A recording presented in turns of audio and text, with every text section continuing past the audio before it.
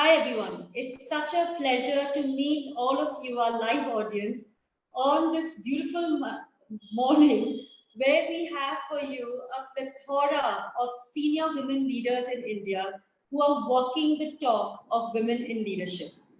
As you all know, we couldn't have found a better way to have a curtain raiser for our very first Herky Conclave, which is going to be held this Friday for an exclusive number of women leaders in India who are rising in their careers and are going to shake the world.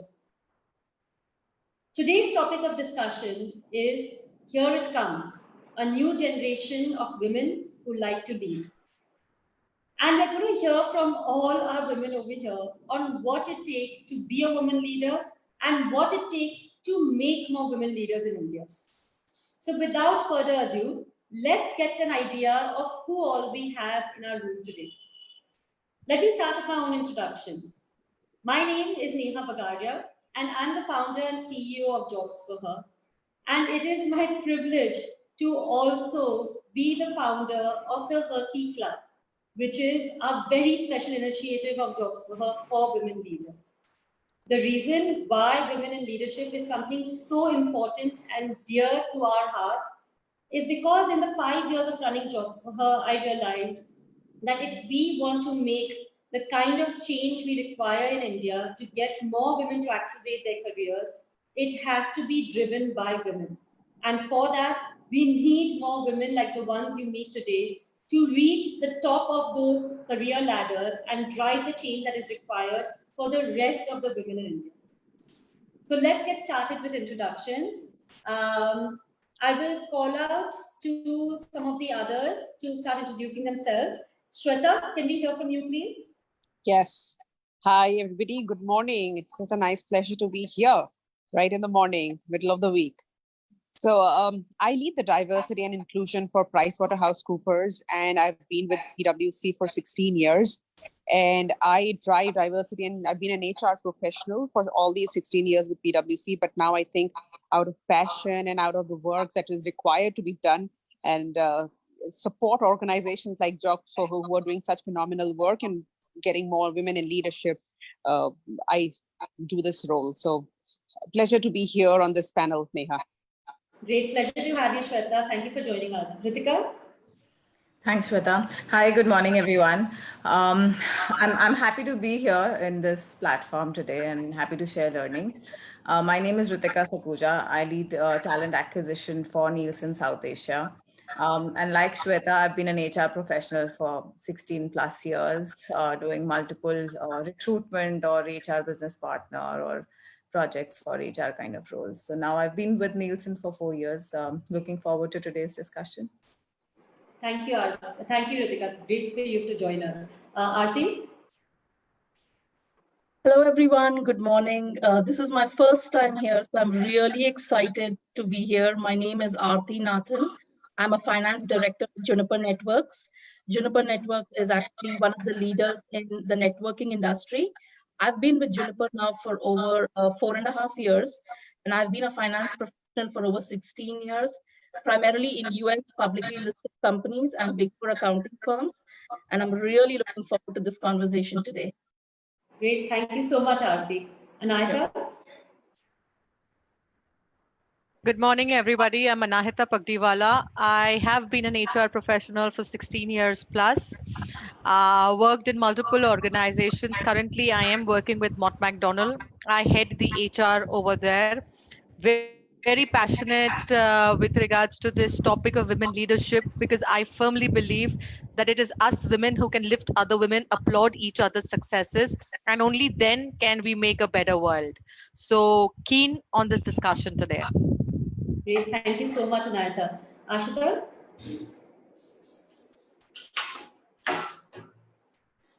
Good morning. It's such a pleasure to be a part of this platform today. I'm Dr. Ashita Agarwal. I am a professor of marketing and I lead or head the postgraduate management program for women at SPJ Institute of Management. Ashita, your voice is a little bit low actually. Maybe if you can come a little bit closer. Yeah, so So postgraduate program now for women in management, or PGMPW, is the only program in the world which basically looks at returning women, and it provides a platform for returning women to bounce back to a professional career and remove the impact of time on it. It's a pleasure to be here, meet the women leader, and pave the way and be a part of this journey for many more. Thank you so much, Neha. Thank you, Ashita. Thank you for joining us. Charu? Hi, good morning, Neha, and thanks for inviting me. So I actually, like my co-panelists, lead a business. I lead the asset services business for JLL for the 5 key emerging markets, which include India, Indonesia, Philippines, Thailand, and Vietnam, in addition to a strategy and platform for asset services in APAC. Now I have 27 years of work experience behind me. And now I can see the business imperative for having women leaders in key roles. And fortunately, I'd like to influence my colleagues of including more women, because I think it's the beneficial results that accrue, out of greater diversities, minds at play, achieving different objectives is unparalleled, right? And I can see that now. But when I started my journey, it started really with a very simple thing to say, "Agar wo kar sakta hai, to main kyun nahi," right? And that's where I started it, and just ensured that I tug myself firmly to the ground to say I'm not going to waver to achieve this, and I'm not going to give in. And I think more of these conversations and topics will emerge as we start our conversation. But yeah, that's how it started for me. Great, sounds great, Charu. Thank you so much for joining us today. Manmeet? Hey everyone, my name is Manmeet. I manage HR for PhonePe. I've been here for a year and a half and I've been working for around 16, 17 years. This specific area of women in leadership is something that I care deeply about because it just doesn't make sense to me that there is a large proportion of the world's population that is competent and capable. And as a world, we are unable to take full advantage of it. So there is so much lack in the world today, and to feel that there are people who could be contributing a lot more and are unable to just seems wrong to me. And that's really what I care about this area. Super. Thank you, Manmeet. Thank you for joining us. Shalini? Hi, good morning. It's a pleasure to be here this morning with such an esteemed panel of women leaders. So really excited. I'm an HR professional. It's been 15 years of HR career that I've started through various organizations. Currently, I'm playing the role of managing the people and culture function at Amadeus in India. It's been 11 years with Amadeus in India. And why am I so passionate about this topic? Because I think we've been talking about women in leadership, women at work for many, many decades now. And I think if not now, I don't know when we will be able to make the change. And of course, coming from an organization where right at the senior most leadership layer, which is at the ExCom layer, we have 3 powerful women leading the organization. And I think that itself is quite inspirational to kind of share the story with the rest and make sure that all organizations could, function the same way. So really looking forward to today's discussion. Great. Thank you so much, Shalini, and thank you for joining us. Shikripa, in the alphabetical order, you have come last, but not the least. You're on mute. Shikripa, you're on mute. The most used words on Zoom. Hey, thanks, Neha. Thanks for inviting me for this session and with this esteemed panel over here. It's fantastic to be here. First of all, I hope everybody's keeping safe and continues to keep safe a little more given what's happening in the last few days. Thank you. As far as I'm concerned, this is my 27th year of work. I think I heard Charu say that. So same pinch, Charu, we can exchange notes on Doordarshan and what it was in early days. Honestly speaking, I come from a family where there are just a lot of strong women. So this whole chapter, out there going out to work and all that was quite alien to me, saying, why make such a big deal till I got into workplace. And yes, began with PricewaterhouseCoopers, a short stint in Beecham, long stint in GE, a long stint in Microsoft, and then Dell. I'm the vice president for Dell Global Analytics. So one of the things I've learned from my home environment and everybody around is that you have to sort of move in different kind of jobs to hone yourself better. I've never found myself finding the limitation of being a woman. Yes, sometimes you don't know the subject well, or sometimes you don't know how to deal with ego, politics, and all those things. But women portion, I've never had a challenge, and I'm really happy to see a lot of other women in the similar boat. So looking forward to the discussion today. Thank you. Great, thank you so much, Shrikripa. It's really a pleasure having you here. And before we get started on the questions, I would also like Shonali to please introduce herself. And Shonali, it's nice to see that you managed to get Dante out of the room. Yes, the new normal of work-life integration. Hello, everyone. I'm Shonali Rebello. That was my 6-year-old, almost 7-year-old son earlier. Very, very excited. I head the Herky Club at Jobs for Her, which is a club of women leaders. It's a members-only club of women who like to lead instead of follow. And it is a club of real women with real power. Basically, based on our research that we saw from the work we've done over the last 5 years with bringing women back to work after a break and helping them start, restart, and rise in their careers, we realized that the rise part was not well supported in the larger world of work. And the women, there was something they were lacking. And so the one thing that all of them said from all the research groups that we did, the focus groups we did, was, I just want to meet other women like me. I don't get to meet them because as I rise up that ladder, they're falling off that ladder. And how do I get to meet them? So that's what the Herky Club's all about. And this is a fabulous array of women leaders today to tell us about why they too think that more and more women should be rising up those ranks and leading from the front. Thank you. Great, thank you, Shonali. And I know Shonali is extremely busy right now in making sure that the first Herky Conclave on Friday is a big success. So it's great to have you with us also, Shonali. All right, so let's get started. Yeah, I think it'd be great if we can first set the stage and figure out why is it that India even needs more women leaders. Yeah, I mean, India is doing pretty well. Our growth rate is pretty good. Given, of course, the COVID crisis that has hit the world, that might have an impact on the global economy, but so far, so good. So why do we feel this need to even get more women in leadership roles? And Aarti, can we hear a little bit from you about why you think so?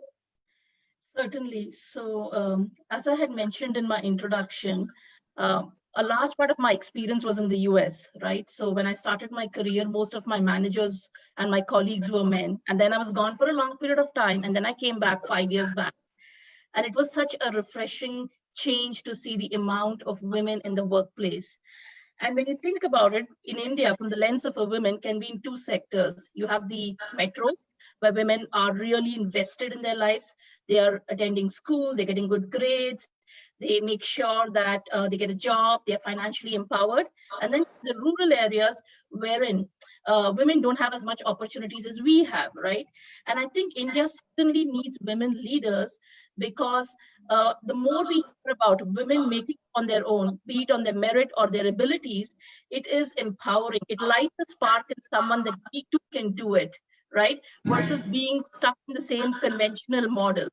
And then secondly, I think today there is a tendency, I'm not only today, actually, it's always been there, the tendency in India wherein it's always either it's our own mindset or the people around us where we believe that we can't do it all, right? And I'm not saying it's easy to do it all, right? And typically the career takes a back seat. And the more and more women, when they see examples of women doing it, successfully balancing it, sharing the knowledge that they have, it is really good that we can all grow together. So that's the reason why I feel India certainly needs more women leaders. That's fantastic. I couldn't agree with you more. Anahita, you're working in a pretty predominantly male kind of an industry, right? At Mott MacDonald. I mean, how do you justify the need of increasing women in leadership in industries like that? Oh my God, because I am working in a completely male-dominated workspace, I feel the need of a woman is much more, because always remember one thing, that not demeaning the opposite gender, but where the multitasking comes in, where the soft skills, the soft attitude comes in, that is where the woman gets, she is born that way. She has those attributes to, share it. The thing in a male dominated society is sometimes, they look only at the black and white picture. They really, sometimes don't really think out of the box to get things done, where the woman can get that perspective and can help you do that. Hence, when I am now currently, so earlier on I used to work in the bank where it was not that much predominant, but in Mott MacDonald I feel the need so much more, because there is a sort of a balance that you get. There is a sort of leadership, there is a sort of change of culture that you as a woman can play, and hence it's so much more important to get women in a male dominated society. Because I myself feel, and after 2.5 years of working there, I've got a lot of feedback that there is a change happening now.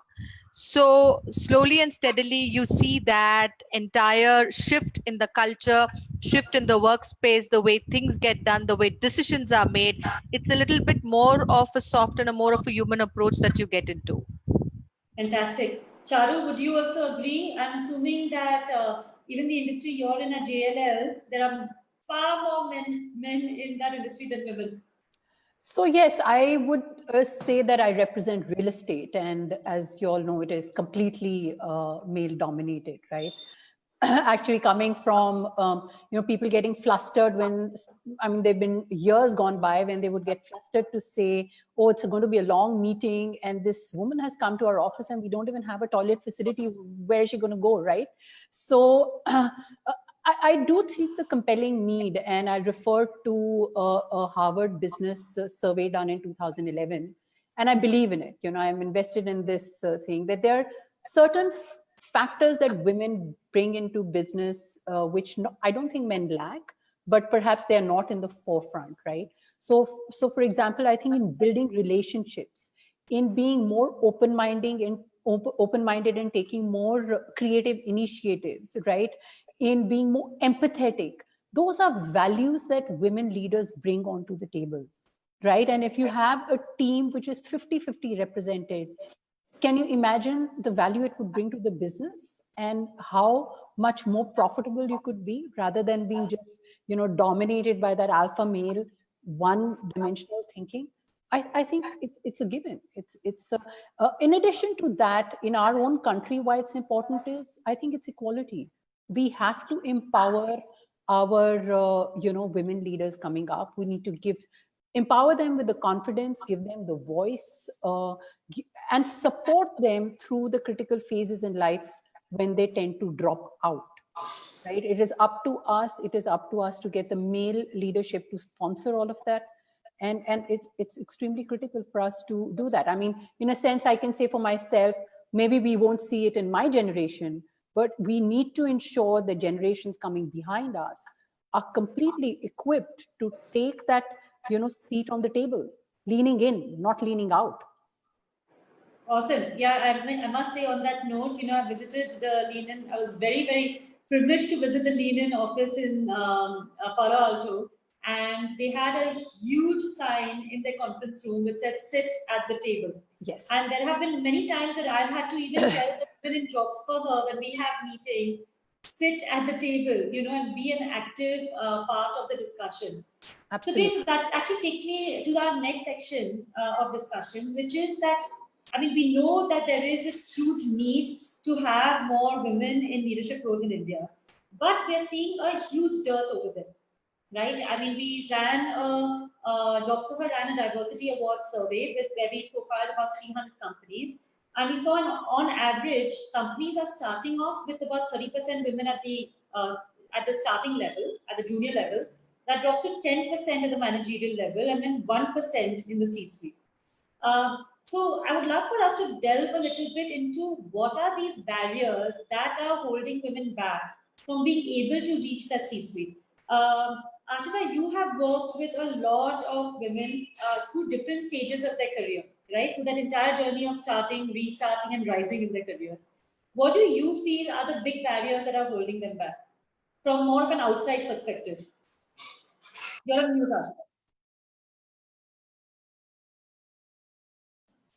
Yes. Right. So working with the students and over 21 years, my own experience and working with the students, I feel, when women start, at the lower management levels, that's where they finish their education. At that point of time, they are, like any other gender or a male gender, because the responsibilities are not so much. They can spend more time at work. Career could be their priority, right? But what happens is that as they are moving to the middle career, which is like about 5 or 7 years of starting their work life, they move to the family side of life as well. They get married, they have kids, they probably need to make choices between, who's going to leave the city, who's going to travel more, etc., because the social and the family responsibilities increase. Our workplaces are designed for men traditionally. So the policies, the rules, the regulations, the structures are so male oriented that by the time the needs or the situation or the circumstances for the women change, howsoever the intentions be, the organizations don't know how to deal with it because they have a strict policy which is so male oriented. And that's a time women finds it extremely difficult to cope with the two responsible sides of life, right? And they really feel either they are stretching too much beyond what they can take, or they have to choose one. And that's when they move out of, the workforce, that they take a break. Now, fine, they probably are ready to come back after 5 years, but by that time, it is felt that they have already lagged behind. Now they don't have the right skills, they don't have the knowledge updated, and therefore they cannot start from even where they left. Forget about 5 years and all of it, which is actually demotivating for the women to kind of go back and start from the scratch again. Right, it's kind it's very humiliating to go back to a office wherein you were leading a role and suddenly you are asked to kind of be one of the managers out there and work under somebody because you've given that business, and so that's demotivating to come back to the workforce, right? So that's the first bottleneck, which is actually where a lot of leakage happens, and there's a huge barrier for the women to come back, right? Second one comes from the middle to the senior management level. And I think that's where it's more of the social and the cultural parameters which come in. It just, we have grown, we have empowered our women, and, we talk about education of women in society. But at the core of it, are we still out there? Because we still are a patriarchal society wherein men in their mind have very specific roles defined for women. And whenever it comes to working under a woman or see a woman rising a certain corporate ladder, it's always about, she needs to learn something more. We run a lot of women leadership programs for senior women. But, honestly, Neha, I always ask myself that why are these programs only for women? Because they have worked for 20, 25 years as much as a man. They have added the same sort of experience, same kind of an experience. In fact, more, because, as Anahita mentioned, that multitasking is one of the things. Empathy. She's probably able to look at a scenario in a much more different way. While she was handling her, probably the family, that's an organization in itself. Is it easy to manage a family, your in-laws, your kids, your husband, your own parents? You've actually learned so much more, which probably males have not. And still we are saying that women need to go through a training program before they reach the boardrooms. Why? Isn't it actually a barrier which this male world has put on, which is to say, oh, you know what, she really needs to upgrade herself if she wants to be in the boardroom. So the intention that I do not want her to reach there becomes clear right there when you say, oh, these are the 5 criteria she has to fulfill. Howsoever the progressive organization is, please look at the salary structures and we will know that women and the man at the same level, same experience, women will always be drawing less salary than the male would be. Right? So these are the barriers I think we have created, which is both organizational, largely cultural. Till the time we raise our boys thinking that the two genders are equal, I don't think that change will happen. It is a long way to go. Great. Thank you, Ashita. And I can tell how passionate you are about this topic. And thank you for sharing. That was quite a comprehensive insight, actually, on the different barriers. Manmeet, you've been the Chief People Officer at PhonePe, been working with a lot of women and men in your career. What have you seen as the big barriers to women rising in their careers versus when you're comparing them with the career trajectory that you're seeing of men's careers? Sure, yeah, it's been an interesting journey, and I was also working for a while internationally in this particular space. And the interesting thing is the challenges exist across the world. This is not a problem that you have specifically only in India. In fact, some of the countries that sort of externally look more equal have some of these barriers built in much more concretely. And I think one of the biggest problems is just what the definition of success, not necessarily at work, but what the fundamental definition of success for men versus women is. I could have the biggest paycheck, I could have the fanciest title and all of that stuff. I could be making a huge impact. But if my house is not pretty, if my children are not well behaved, if I didn't get married at the right age, not only other people, I myself will have a feeling of having failed somewhere, of not having quite done everything that I should have. And I think that contributes quite a bit. I also agree with what Ashita was saying about the fact that the world is set up for success for a certain kind of career, a certain kind of personality, and what it takes to be a successful woman. You were mentioning, Ashita, about managing house and in-laws and all of that. It almost requires that you are gentle and listening and not out there and not bold, because then you will screw up your opportunity to be successful in a different house. But when you're in the corporate world, you have to be much more concrete about your decisions. You have to be decisive. You have to be bold. You have to be able to take risks. You're not, those capabilities are almost not compatible. So it almost feels like that if you have to start this process of getting people to the corporate world or the social world to understand how to get women to be successful in whatever sphere of life they feel it should be, we have to just do a different job of how we bring up our children, how we bring up our boys and girls, and set the same expectations for them. Let the women climb the trees and go on adventures as much as we ask that of our boys, and let the boys be gentle and caring and calm as we expect the girls to be. That's fantastic, Manmeet. Yeah, Ashita, you want to add something? I just wanted to add on, so Manmeet, even if women are assertive at work, they're actually called aggressive. Even if you have the same skill as a man, assertive man is a good leader, but an assertive woman is an aggressive leader. So, there are different rules. Exactly. So it's a bind, because you can't do both. You can't be successful unless you're assertive. And if you're assertive, then they go like, oh, look at that bossy woman over there.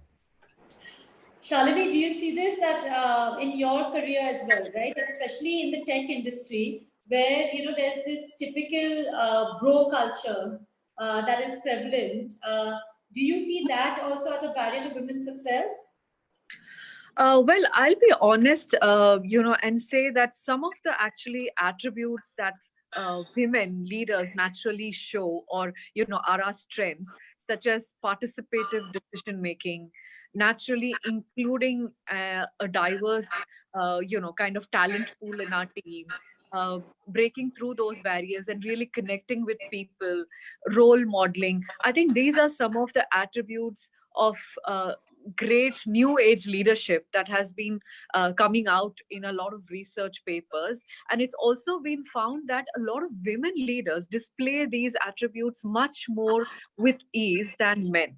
So I really believe that as organizations are evolving, as the culture in organizations are evolving, actually women are better suited to do these roles, because they have these attributes, they have these kind of leadership style, which is actually working with the millennials, which is working with the next generation, which is now coming to the workplace. So I think this is actually a right time for women to rise and lead, because the environment, the ecosystem is also evolving. And if you talk about tech organizations, I think they're the best examples, because a lot of tech organizations are very forward looking. They're really changing the fabric and the culture of the organization.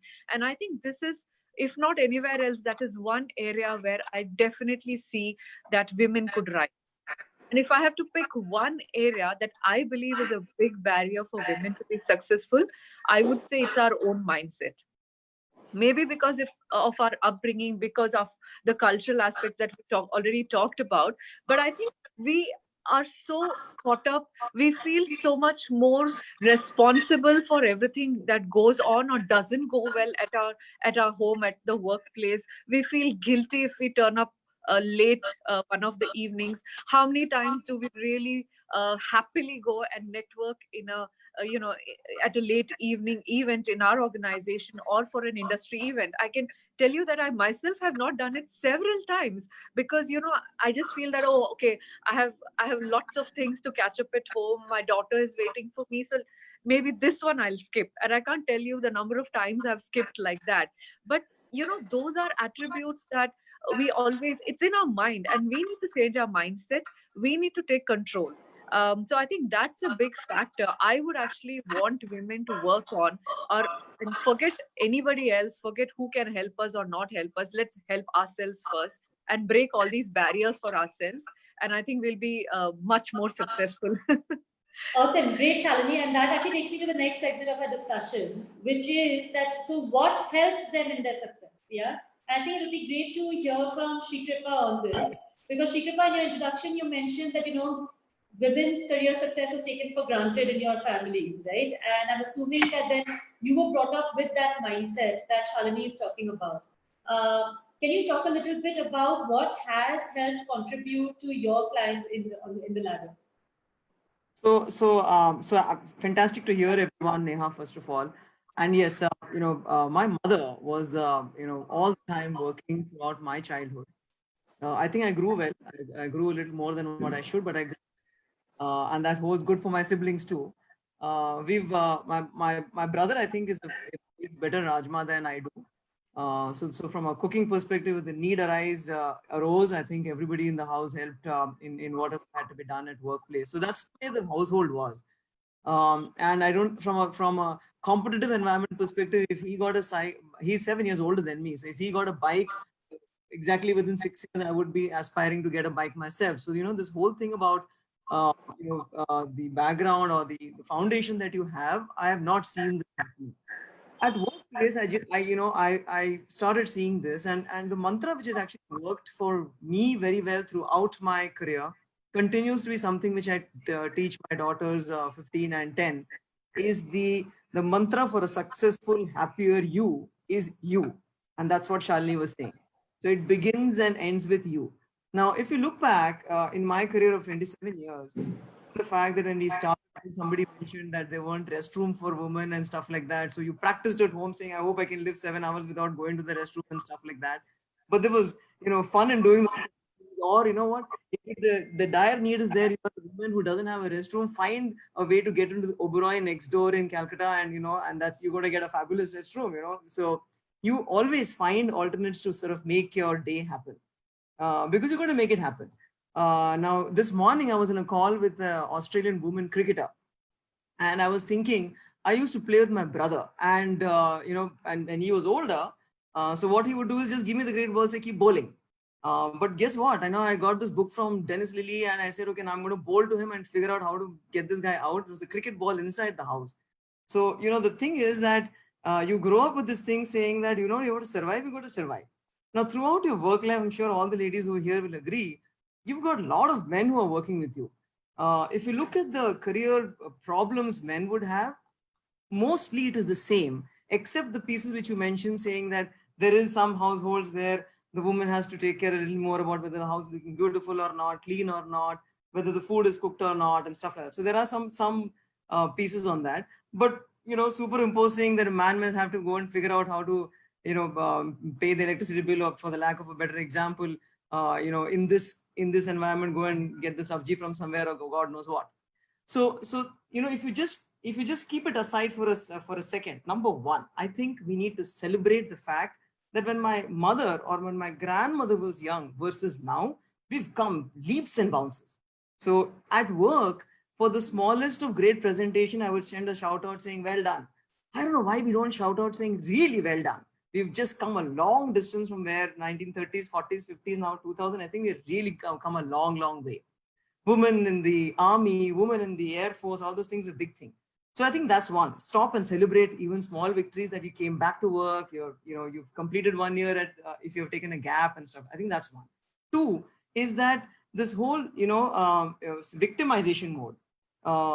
In my household or even in the environment I work in, if you victimize, you have to figure out how to come up yourself tomorrow morning. I mean, I might have a bad day at work yesterday.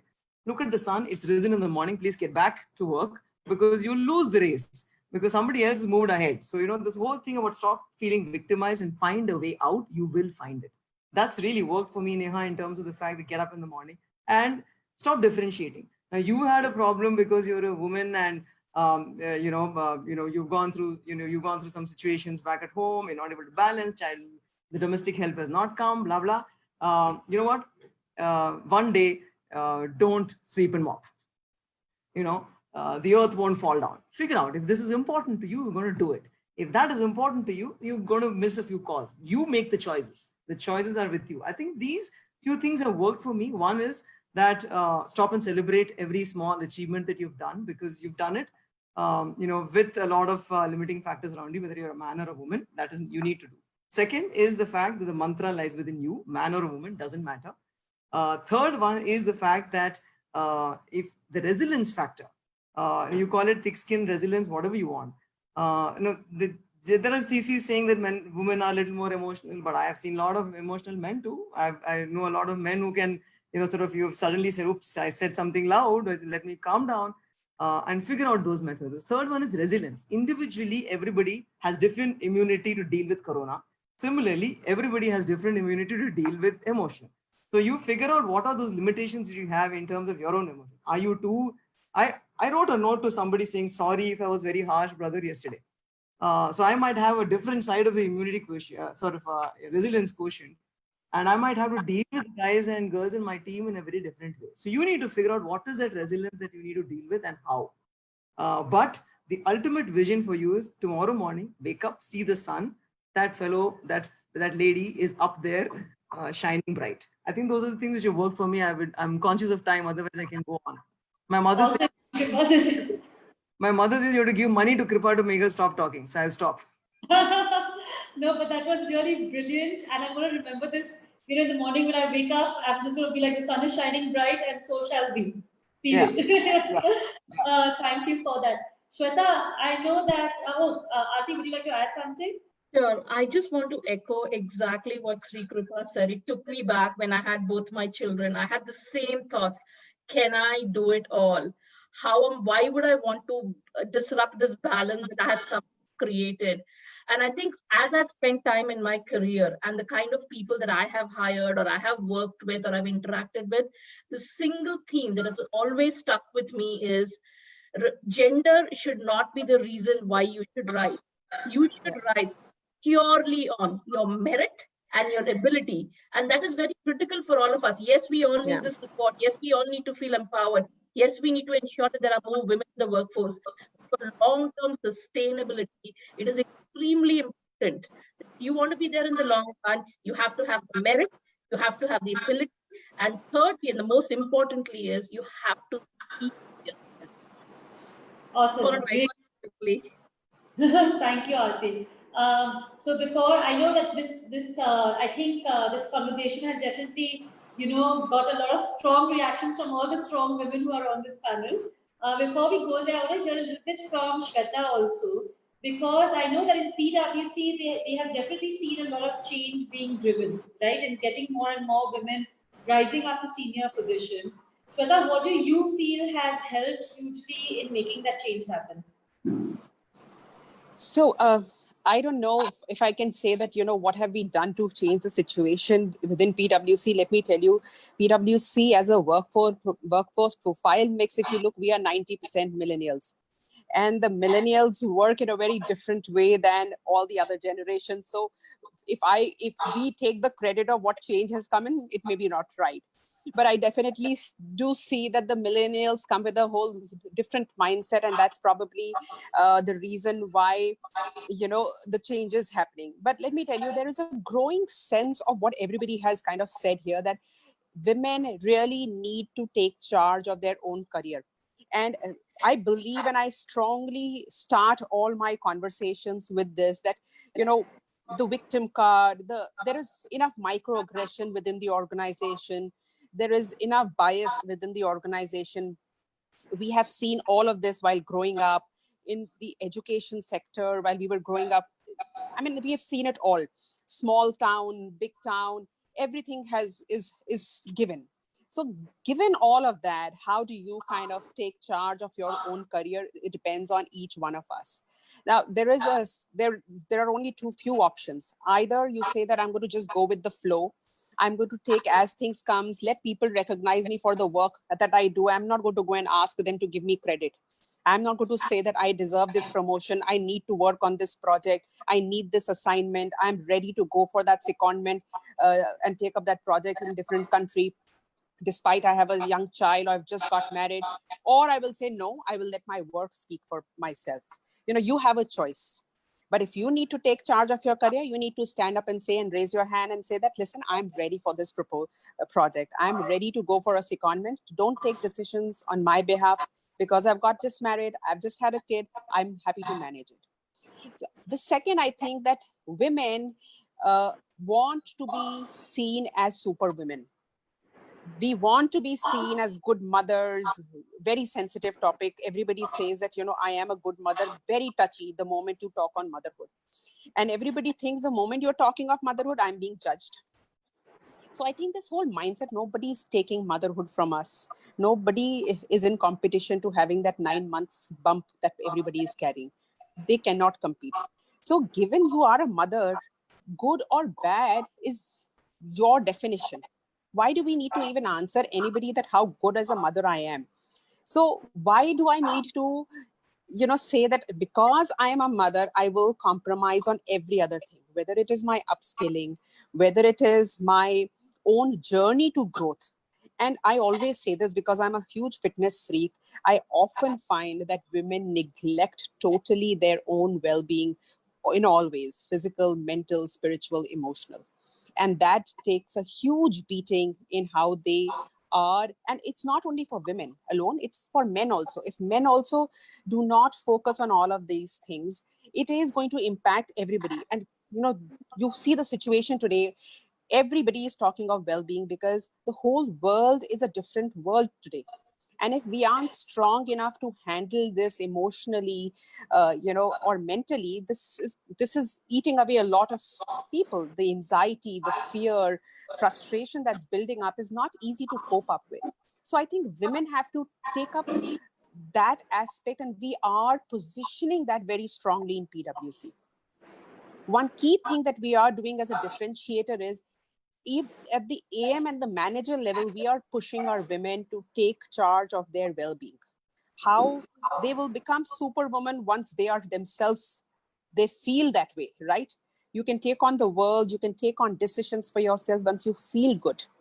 So invest in yourself, whether it's upskilling, what makes you happy. So I think, I mean, I can go on, but I think there are certain things on how do you support women, you know, whether it's through policies, they can all be there.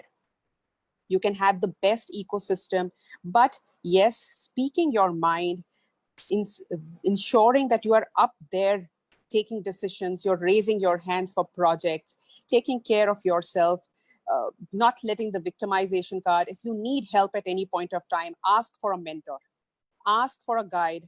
I know there are no role models that you may have, but so be it. Be open to have conversations with men. I think that's what has worked for me until now. And I think most of the and we promote this within PwC as well, to ask, stand up, speak for yourself. So I think that's important. Thank you so much, Shweta. That was really insightful. And one of the things that I picked up from there was also this need for networking, right? To build that strong network of other women who are like-minded, who will support you, who will keep you up instead of dragging you down. Ritika, I'd love to hear a little bit from you on how do you feel networking plays a role in career advancement? And it'd be great to hear a little bit from your own personal experiences as well. Sure. Thanks, Neha. I think networking in general, whether it's women or not, and I think if I were to do this round of conversation, I think I'm pretty much the last one to go. So I've heard every speaker here. And we started with different perspectives of saying, how women have been brought up differently to think that they're different, or how, Sri Kripa went and said that stop playing victims and take charge. And, how her mother brought her up, or her, siblings up, to say that, we're equals. I think I've been brought up the same way, to feel that we're equals. And my mother was advocating that throughout my childhood, my growing up days, that I don't want you at any point of time to feel that you're any different. I would fight with my brother and say, he's a boy, why would you do this to me? So I would pick that up as a child. And my mother would always feed that in my head. I think it starts with us feeling equal, and at the start of your, your growing up days. Now, coming to your question on networking in general plays an important role, whether woman or not a woman. So in your career advancement, in your career development. Now I'm in recruitment, so in fact I propagate a lot of networking. It doesn't just help you strengthen existing relationships, whether it's in your personal life, whether it's in your professional life. It gives you a whiff of fresh ideas, fresh thinking, because you're networked with different diverse set of people from organizations, from from your previous companies, from your college, from any sort of education or course that you've done. It also helps you, at the time where you're seeking support in terms of getting advice. So you need a mentor, a guide. So that network kind of helps you leverage to get advice. So career opportunities, advice, getting fresh ideas, even tackling some problems. So if you have issues, you can go to somebody you've networked with from an industry. So for example, if now Sri Kripa is there in my network, I can actually ping her and say, hey, listen, we were there together, can you help me with something I need from your company? These kind of quick networks. I mean, today I think we all ended up building this network by meeting people for 1.5 hours virtually. We will not hesitate before thinking I need to message her. I'll just message her, hey, listen, we met. So how easy does it become after you talk to that person, or after I've networked with new people on just a virtual platform I've not even met? So it helps you move away from that hesitation. And like I said, men or women or any gender, networking is very important for us anyway, whether it's professional life, personal life. You have network of, now we are all locked in, so you have network of your grocery guys, so you can available at Pink. So that's networking as well, right? So you're resourceful, you can easily get things done. You know how to move this. So maybe husbands at home don't know how to do those things, but I know, because I have that list of phone numbers ready with me, and they're available on the Pink. So networks are very useful. I mean, they're chalu tricks of a Delhi person to have, for sure. Awesome, Ritika. Yeah, and I have to agree with you that women are intrinsically very prone to networking. We just don't realize how well we can network from a professional point of view. Shalini, I see your hand raised. Would you like to add something to this? Actually, I had a slightly different take on networking in the sense that, of course, we talk a lot about networking and we create a lot of network groups within organizations, in the industry, etc. Because we're talking specifically about women rising into leadership roles, there's one aspect that I have really experienced a lot myself, and therefore I really want to talk about it, which is about also finding that one person who is your ally, your support, somebody whom you can have a very honest conversation with, sometimes even just to vent out your feelings, your thoughts, talk about your challenges, maybe ask the person to be a critique to your ideas, to sometimes just help you break through some of these situations. Because it's true that a lot of times, and this is what we are really talking about, right? Because as you grow in the career and you grow into senior leadership roles, probably you find lesser and lesser women. So I would believe that it's okay to have a man, who is your support system, whom you can lean on, whom you can trust, and you could always go back to that person. And I think having that one person beyond all these networks as you grow senior in the leadership role is really important. It has worked for me, and it has been a man who has been so supportive for me, to help me go through this phase, to whom I can trust, whom I lean on. And I would imagine each of us need to find that one person. It could be anybody, but find that person. Great. So that actually takes us to a lot of importance of sponsorship and mentorship as you're rising in your career. That's fantastic. Shikripa, would you like to add something? Yeah, and I completely agree with Shalini and Ritika and what they said. But I just want to give a little bit. I think I'm older than the whole lot of you here, but I would like to believe I'm the youngest. I just want to give one thing, which is really something which I keep advocating to everybody. Network, network, network. But what do you mean by that? In my definition, I have this model which is coming from an analytics job that I do, which I call Sun and the Planets. The sun is me, and you've got to have a network which will keep on changing. So there is somebody, I think that's some place where I think people struggle, men or women, doesn't matter, where you have somebody who's, your Mercury, Venus, and you're refusing to let them become Pluto. But different phases of your life, the Mercury, Venus has to change. And that's what you need to keep reinventing your network diagram, saying, who do I need to connect with now? For example, I moved into this role 2 years back.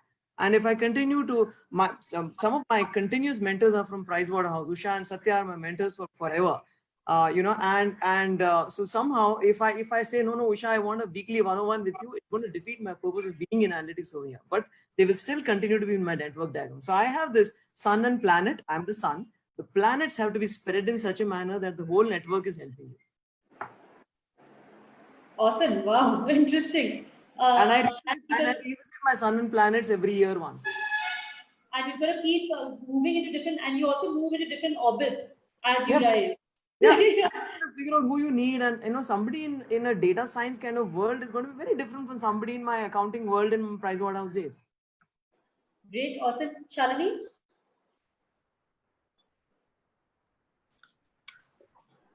Hello. Yeah. So sorry, I meant Charu. Charu, Yeah. So, I have a take on networking, and it doesn't have to really fit the traditional norm of networking, meaning the guys going out for a Friday evening drink or something like that. You network in your own time and what is within your comfort zone. So, personally, what I do is, if that's what guys are doing, once a week, I will set up a lunch with people I need to network with and say, hey guys, I can't do it at night and I'm fine with it. Why don't we meet for lunch? And you will see people are happy to do that. You just have to reach out and ask. It doesn't have to be in the traditional sense of the word that you have to network with the boys and go out with them. Why don't you extend that hand and say, hey, listen, I'm inviting you for lunch. Why don't you guys join me? And it works perfectly well. Awesome, great. So there is also the how of networking, which is that, change the rules of the game. If the current rules of the game don't work for you, change it, but make sure it doesn't hold you back from doing what is important for your career. Absolutely. Aarti, I see you wanted to add something too. Sure. So I think the panelists here brought out really interesting points. I just have a quick take that I want to add. I think what happens is for many women, they look at networking more like, okay, I need to do this. It seems to be more transactional. What is it for me? Rather, I always tell them when I talk to various women, think about it, how you invest time in your friends, in your family. Take the same mindset and apply it to your workspace as well, wherein you're trying to find common ground. You're trying to forge a relationship. And what you will see effectively is that you're able to bounce off ideas. You're able to let off steam many of the time, and maybe they'll give you a new perspective.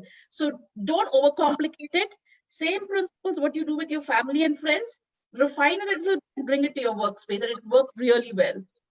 That's actually true. Networking doesn't mean attending a big work dinner and then being a social butterfly and moving from table to table. It actually means cultivating those deep relationships. And before we move to live questions, I'd love to hear from Anahita. Yeah, thank you. I just believe in one thing what Shikripa said just sounds very true, because I've also been brought up in that. It all starts from your childhood is what I firmly believe in. The way you've been brought up, the way you know your differentiations, like because you are a woman, you can't do this, or because you're a man, you're allowed to do this. I think it's all from your childhood, the way you have been brought up. And slowly and steadily, your school, your workplace, everything just starts adding it up. However, just two things that I firmly believe today, and I think so every woman around this table will echo it. We stopped playing the victim card much sooner than the others. That is the reason why maybe today we are in this place and we are talking about this topic. Be the change you want to see. If tomorrow somebody finds me aggressive, too bad. I think I am assertive, so I am going to talk. It's as simple as that. Believe in yourself, believe in the change, and you will see it. Let's stop playing the victim card. Let's stop looking out for crutches and support. Yes, we all need mentors. There's absolutely no two ways about it. But it doesn't have to be a woman. It doesn't have to be a man. It can be somebody else. It can be a transgender. It can be faith. It can be God. It can be anything.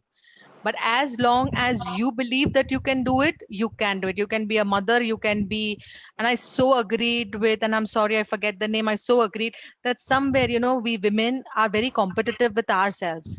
I have to be the best mother. I have to be the best person at work. I have to be on time. I have to do XYZ things. I don't have to do anything. I should want to do it. The moment my have goes to my want, I will get my confidence, and my confidence will be seen. My work will be appreciated. Full stop. It's me. Awesome, great, Anahita. I couldn't agree more. And I can't help resist. Shweta, you want to add something? Shonali, we will get to you right after that. I just wanted to share an experience actually. When I joined PwC 16 years back, I reported to a very senior partner, and he had hired me. And so he continues to be my mentor, though he's quit PwC. But he taught me the nitty-gritties of a lot of things that I am able to do today. And one of the things that he used to do as a ritual, and maybe it would be once in 6 months, once in 1 year, or whatever, I would just sit in his office and he would make calls.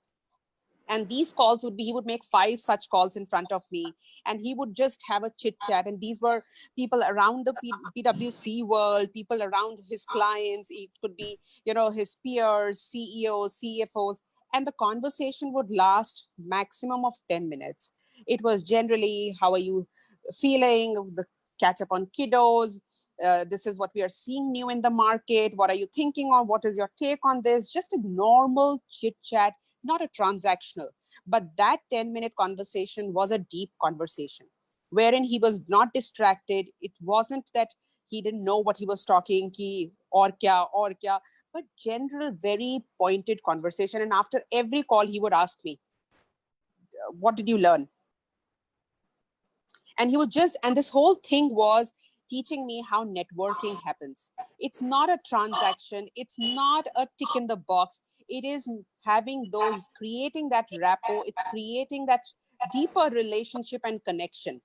And it may not, you don't need to do that once in a week tick, once in a month tick, but it is to do it you may just have that connection that you may call once in 6 months, but this person, that he's going to be as warm as he was or she was 6 months back. So I think it's about creating that very strong rapport and connection and doing it diligently. And, then I think it has worked. And somebody taught me, and I think we need to give it back. We just need to give it back and maybe, and that time I didn't understand why he was wasting my time making me sit and do it. But I realized it much later that what he did was absolutely bang on. But he was a visionary. And I think all of us need to do that as well. So I just wanted to add that. Awesome. Thank you, Shweta. Ashita, yeah.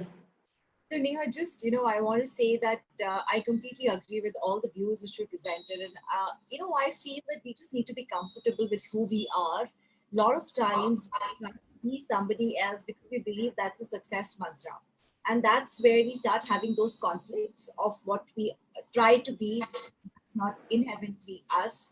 So having that confidence, which Anahita mentioned and others mentioned, having the confidence of being yourself is actually going to be the long-term success mantra. It may take a little more time, probably, but that's where the change has to start. And that's where you'll start feeling comfortable rather than torn between your different roles. Fantastic. Thank you, Ashita. Okay, Shonali, we are on to you to get some questions from the live audience. I've been hogging up this table for long enough. Thank you, Neha. Thank you all. Fabulous insights. There are questions from our live audience. There are comments and questions. So the first comment, but it would be nice to hear your comments on it. Would you say that these perceptions, because a lot of you have talked about how everything is coming from within, which I also agree with, but I do understand. Surely it doesn't happen everywhere, but when uncle wants chai, family automatically looks at the daughter and not at the son. There has been a lot of evolutionary changes. It will take time. But how would any of you who would like to take this respond to something like that? I can go. Please do. So when uncle wants chai, I would say when we want chai, my nephew goes first. So he makes the best tea. He's the next generation of men in our family, and he makes the best tea. So he just stands up and say, because I make the best tea, I'm going first. So there's nobody asking women in the house to make it and go first. I think it is about evolution. It is about your mindset change. It is about your thinking. It is about bringing your children and your next generation as well. So yes, I would agree that my mother wouldn't do that. My sister would do that. My mother would say, no, you get up. My sister would say, no, my child will get up because he makes the best tea. So, none of us women will get up. So we are going through that evolution. We were in that phase. And I think we all would have lived that life where our mothers would look at us to get up and get something for the dining table if, there's something missing on the table while you're eating food. But that's not what my sister would do anymore. So yeah, we are evolving. Amazing. Yeah. Amazing. So that is within her. She made the change. She was the change. That's fantastic. Shonali, hi, this is Yes, Charu. please go ahead. And I think like Shri Kripa, we are probably the same generation, unlike the young ones here. So we have gone through this, Uncle wants chai, you look at the woman or the girl in the thing. What does the girl do? Does she get up and go? Or does she tell the brother, hey, come and help me lay the tray, right? Coming back to our responses to a situation is what defines us. Yes. And we should have that confidence to do that. Absolutely. I will make the tea, you come and help me, right? Yeah. Nothing stopping you from saying that. Yeah. I think what women need to hear is women like all of you saying, say that. Yes. Say that. Nothing will happen. Yeah, right? Just one more thing I'd like to add is enable men. So why would your mother look at you? Because the man wouldn't know how to make tea. So, there are certain skills that men wouldn't know. So they wouldn't know how to do this because mothers haven't developed them such. Yeah. So, you can't blame it on them. They'll not be comfortable doing it because they've not moved their hands and legs to do it so often as we have. So. And then they become the dads who teach the daughters. Line there is train your sons. Yes, absolutely. Next question. There was a question related to now. Oh, this is a long one. I need guidance and a verdict on getting back to my career. With overall 10 plus years of experience in hospitality, aviation, and the last 5 years in the entertainment industry in Mumbai, in administration and guest relations. Although in the light of COVID, it has left me with an option to pack up from Mumbai. Now I want to plunge back to my base fraternity and hospitality, although I can't see it flourishing in the near future. How would you advise a woman in this? Yeah, go for it, Shri Kripa. So, I've worked in big multinationals in my work life, Pricewaterhouse, McLean, GE, EMC, and now Dell. Almost all the big MNCs have this return to work. In Dell in particular, we have a return to work policy itself. We've actually sort of got a tie-up with people saying what are the gaps women can have, get them back. We've got 2-3 formulas which works very well for us. One is, I'm in technology space over here. So, you might be completely disconnected with technology that you had left behind and what you've come. So we actually have one program which we take women as contractors, get them up to speed. And after they finish the period in time, they, apply for jobs which are available. So in reality, I think it's again within you. You got to put that inhibition out that I can't come back because you're going to be effective. You're going to be effective because you are intrinsically capable of doing it. And you're going to knock at the doors. Most big companies, I think even small companies now have a whole return to work program because they found a lot of advantage. They found the biggest advantage they find from women returning to work is stability factor. So they are not job hopping and things like that. So, there is a lot of HR colleagues of mine who can speak better on this subject, but I think that's you go and knock at the door. You're actually going to find opportunities coming. Don't have the inhibition, I can't learn. Super. I have Ashita. Yes. Go So for it, Ashita. Yeah, so one is that I would say that, I mean, I help women do that. And in our organization, as I said, we have a 1-year MBA only for returning women. But anybody, I think this is a good time, and not just women who've taken a break, but for anybody to look at this time for upskilling, because when the economy is not down, it's actually a push for you to upgrade your skills, to upskill and learn new things, get back to education, and be ready for a job opportunity by the time the economy recovers. So that's one route which one can follow. I completely agree with Shrikapa, but I'm sticking my neck out here, Neha, and I just want to comment on one thing, that yes, all organizations seem to have a return to work policy, but when it really comes to hiring, they don't.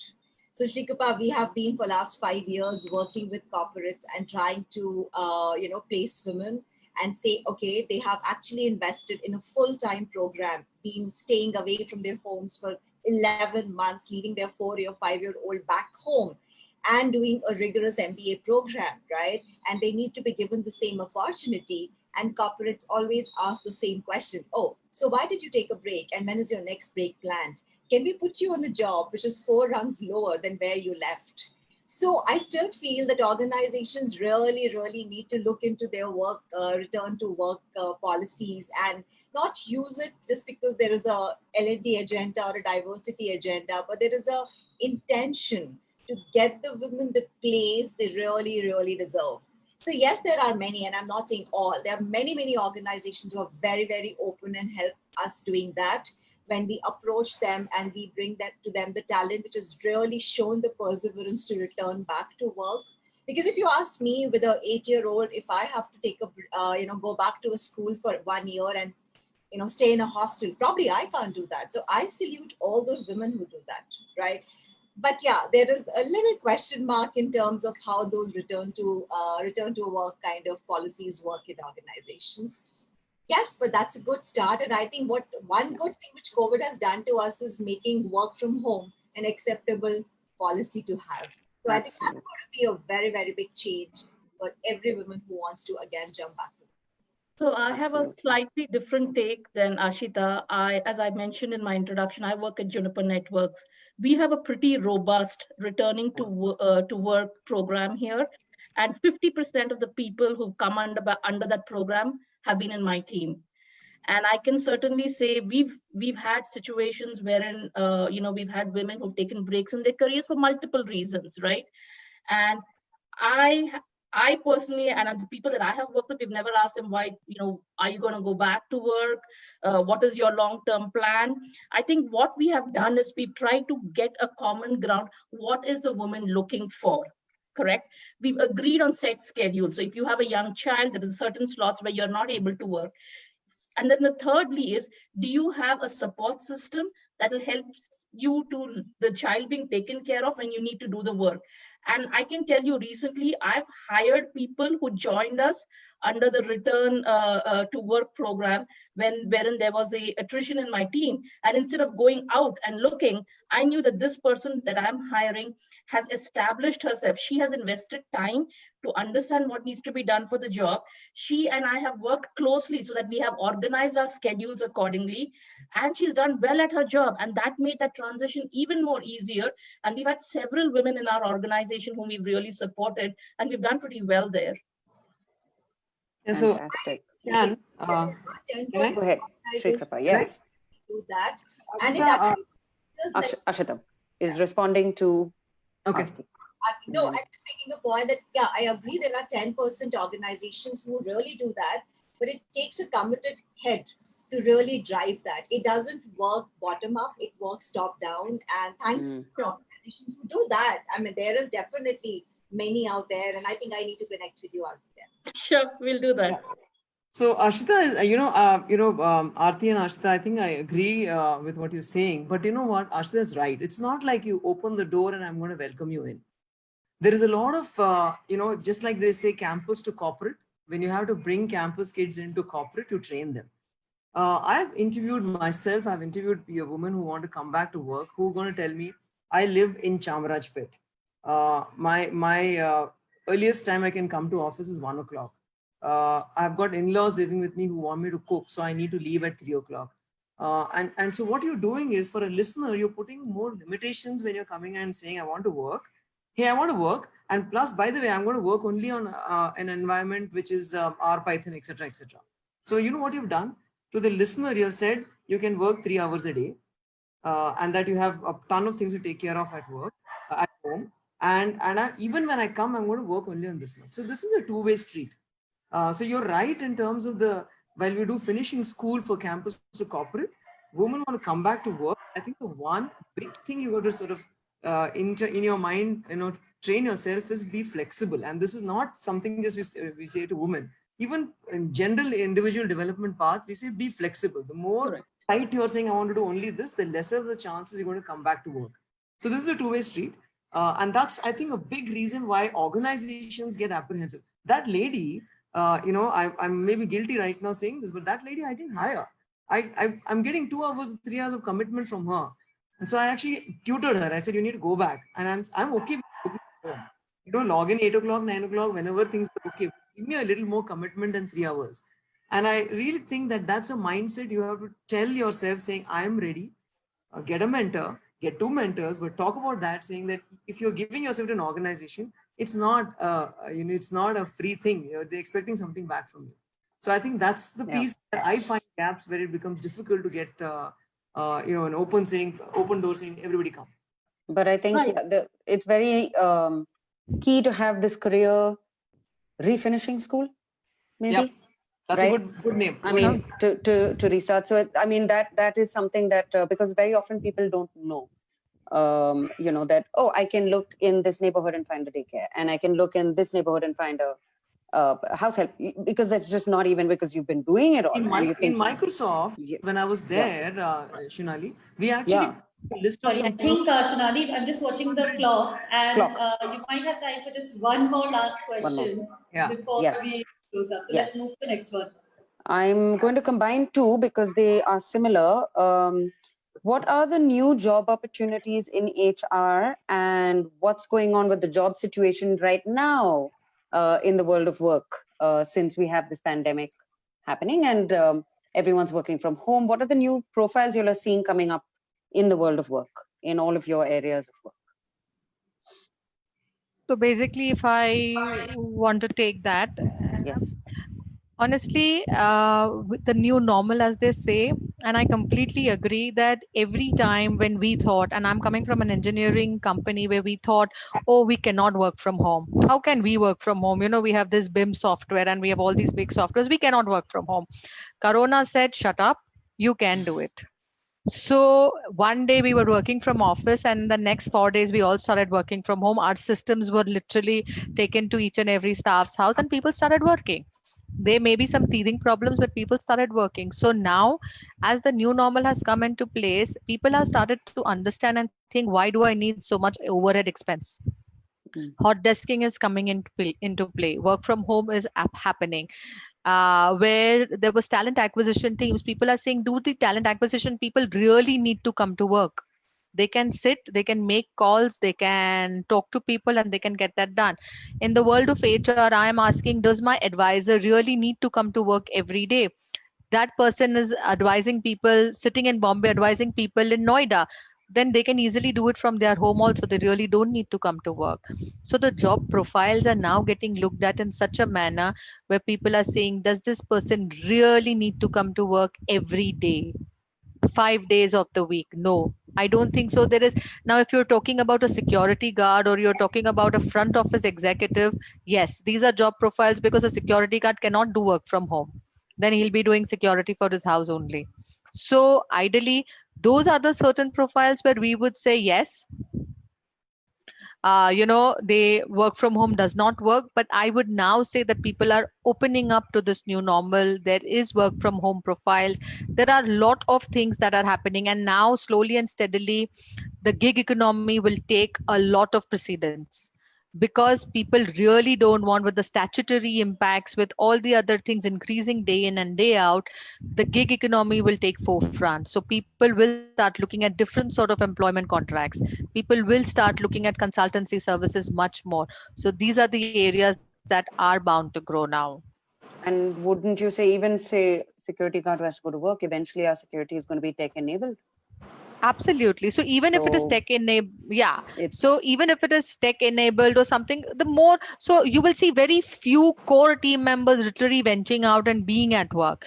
Not, Yeah. yeah. So I completely understand in the virtual world just now when you're Like- talking, yeah, in the same phase, if I have to tell you, sometimes there is a little bit of a disconnect when we are doing these virtual meetings and not meeting each other. So yeah, hot desking will work, not complete work from home, but hot desking is something that will completely come into play. anyone else You know, who knows? So I might just I'll want just to add here. to that. Ashweta Verma, yes. Okay, so I just wanted to add that, you know, the whole pandemic situation, while I completely agree that, you know, whatever is happening is a new normal, what it is also pushing us is to be a lot more adaptable and a lot more agile. You know, as there is no doubt that we need to think of different ways of doing things and be more open to trying is what will get us. Now, clearly the job scene may not look very, very positive as of now.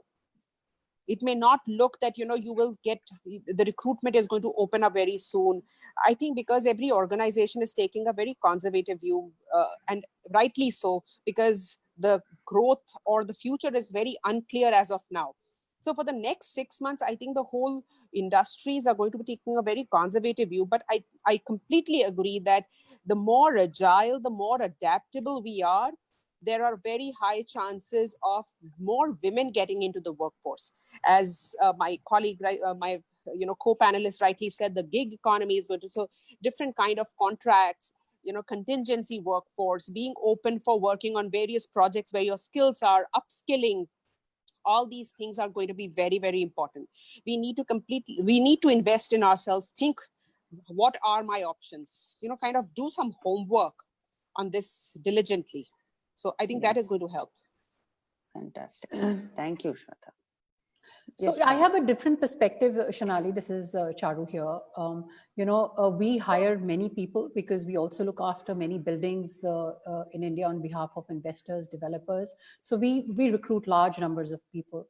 So while the jobs are changing, they're not getting eliminated. The profiles are changing to multitask, right? So from your receptionist, you're becoming an experienced manager, right? So you need to upskill yourself to be able to do 3 things together now, right? Because the value of human interaction cannot be discounted, right? Currently, all of us are seeing work from home is working for all of us, but it is not going to work for all of us all the time. There will be times we will be needed to go to offices. So maybe you will de-densify in your offices, but you still need office space. To equip those office spaces, you need people to manage it. Even if you have touchless technology to map your journey from the moment you enter the office space to the desk that you read, there's someone who's facilitating that touchless journey for you, right? Absolutely. So you cannot discount the power and the value of the human talent. Yeah, absolutely. That does make a lot of sense. And I think Shalini wanted to add something. Shalini had something to add. I think some of them already stole some of the words that that were coming to my mind. But I was going to talk about any new situation, any crisis, any pandemic actually eventually gets the best out of us, right? So it is a time to get more innovative. Like some of them already mentioned, probably some of the old jobs may not exist in their in the old self that they were, but maybe new things will come up. There will be a lot more digitalization. There'll be new avenues opening up. The world will change, and I really believe it will change for the better. Maybe it would be 6 months from now or a year from now. And are we ready for that change? Maybe it's also time. I've seen myself a lot more people, and men and women equally, turning entrepreneurial, trying out new things. And I think this is actually a safe space to probably try, fail, learn, and then move on from there. So I think there's a lot more to look forward to, basically. Thank Absolutely. you so much, Shonali, and thank you so much, everyone, including our live audience. So for putting out those questions, we really hope you enjoyed from it. To wrap up, it would be great if we can do one last round. If in just a few words, each one can give your last takeaway for the women out there who are listening to this, who are the rising women leaders and want to get into that C-suite as their goal. What would be your one piece of advice in a few words for them? And I will just call out your names, and if you all can just unmute yourself then, that would be great. So Aarti, I see you're ready. You know that you're first with the AA, you're definitely first in the alphabetical order. Please go ahead. Sure. I think the one piece of advice that I have is, I think we should all consciously invest in ourselves. We have to be aware that, we are going to have certain times when things are busy. We should try to ensure that carve out that time and actually invest in ourselves, be it personally, be it professionally, be it taking a course, taking time, investing in our health. I think that is the one piece of advice that I'd like to leave the audience with. Great. Thank you so much, Aarti. And no better time than now to invest in yourself and upskill. Great. Yeah. Anahita? As I said earlier, be the change you wish to see. You are the only person who is the driver. You are the only person who manages your destiny. So go out there, do it, and believe me, you will get support. It's just your intention and your confidence that will take you forward. Brilliant. Thank you, Anahita. Ashita? I would say that if you really want to do something, it will happen. You just need to have a belief that it can happen because you will invest, you will in the right direction. If you really want it to happen, you will do everything around come across. I really believe in that philosophy. That if you really want something, then it was inspired. Just have the belief, and you will get it. Great. Thank you, Ashita. Charu? So I think we spoke a lot about the work and the work environment, but we didn't touch upon the personal aspirations. So I think co-opt your families, right? When you're at that age, when you're getting married, be very clear with what you want. Say that I'm not going to come under pressure. I'm going to continue to work. Parents, I want your cooperation when I am having children, in-laws. Co-opt your family, build a circle of people who are going to nurture you and make it work for you. So that when you're out there, you are not tensed about what's happening at home. And the second thing would be drop your likability aspirations. It's okay for people not to like you, right? We get very bogged down by, I should be liked by everyone. It's okay as long as you're doing a good job and you're true to yourself. It's okay if everyone doesn't like you.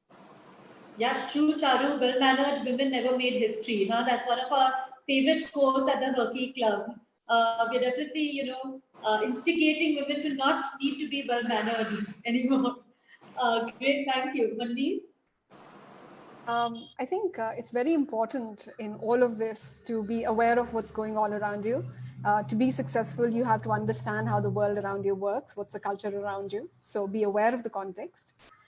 Seek to create value. Before you ask for things, think about what you're giving to the world out there.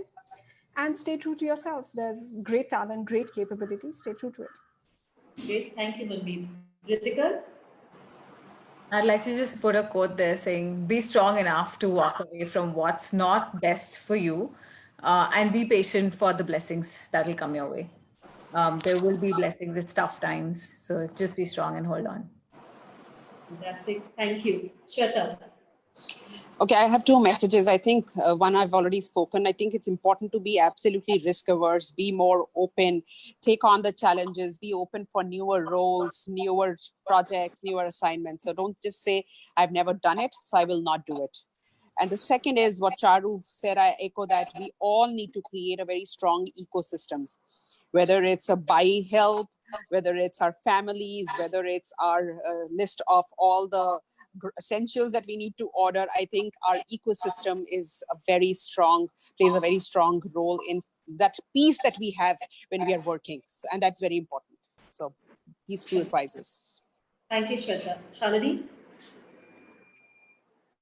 Okay, I'm actually going to use, a quote from the inaugural speech of Kennedy in 1961, where he said, ask not what the country can do for you, ask what you can do for the country. So inspired from there, I'd say, stop asking what your organization, your spouse, your in-laws, your friends, your children can do for you, but ask yourself what you can do for yourself and what can you do to drive your own success. So stop depending on anyone else other than yourself. So that's what I would say.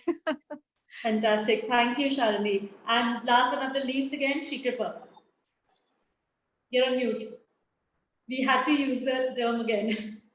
Yep. So for the last 4 months, I think the quote which has been coming to my mind is Winston Churchill, where he said, "Never let a crisis go waste." So pick up some. So never let a crisis go waste. We are in a crisis. So pick up a BHAG. BHAG is big, very audacious goals, and upskill yourself. This is the best opportunity to put crisis to good use. Awesome. Great. I think that is a great way to end this discussion, which is that everyone who's listening out there, think about your BHAG, yeah, and think boldly, think bravely, and then really build yourself up to be able to achieve that goal, no matter what it takes, but keep your eye on that goal and achieve it. So thank you so much, everyone, for being part of this discussion. I think it was extremely inspirational, especially for me as well. I'm definitely going to have a lot of key takeaways from this, and I hope that this will keep all of us rising to our rightful space in the sun. So thank you so much. Thank you, Neha and Shonali. Thank you. Thank you. everyone.